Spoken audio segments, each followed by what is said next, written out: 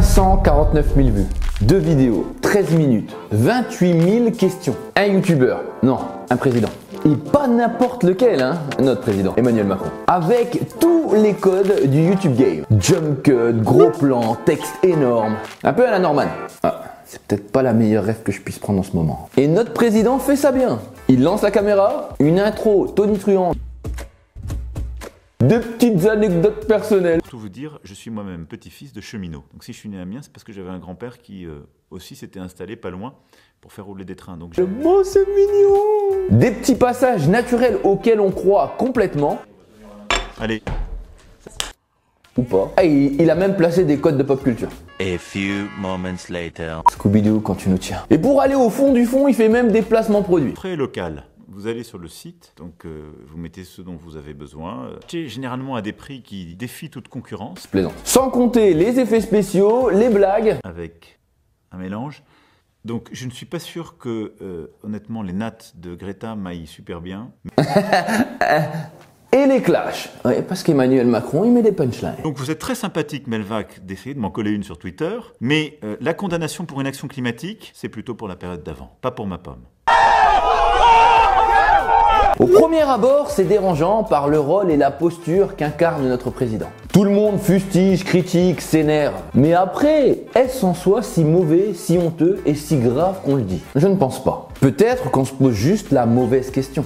En quoi un président se doit aujourd'hui de communiquer sur certains canaux, d'une certaine manière en respectant les codes de ses prédécesseurs et surtout sans chercher à innover? Bon, j'avoue la question est un peu longue. Prendre en compte, informer, faire de la pédagogie sur des outils de communication où se trouve une partie des Français et de par là même de son électorat, ça paraît cohérent. Utiliser les codes de YouTube, le rythme vidéo de YouTube pour parler sur YouTube, ça paraît cohérent. Après, on n'est pas dupe. On sait que c'est une opération séduction. Dans un format dynamique, avec un ton léger, presque friendly, sans veste, en mode discussion, créant de la proximité auprès d'une audience jeune, sensible à ces sujets. Et quoi qu'on en dise, ça marche. 237 000 vues pour la première et 312 000 pour la deuxième.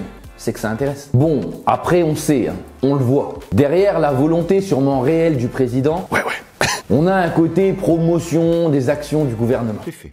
Des chiffres et des preuves à foison, des solutions parfois trop belles, trop simplistes pour qu'elles soient vraies. Mais comme dirait un grand homme, tout fout le camp, guéguette, tout fout le camp.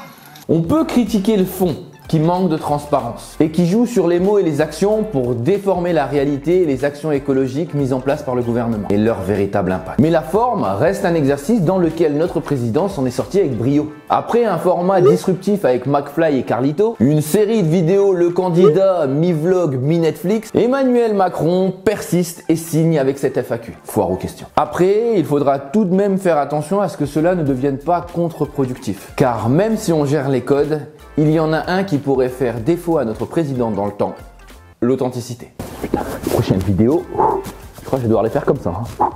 Qu'est-ce qui fait froid?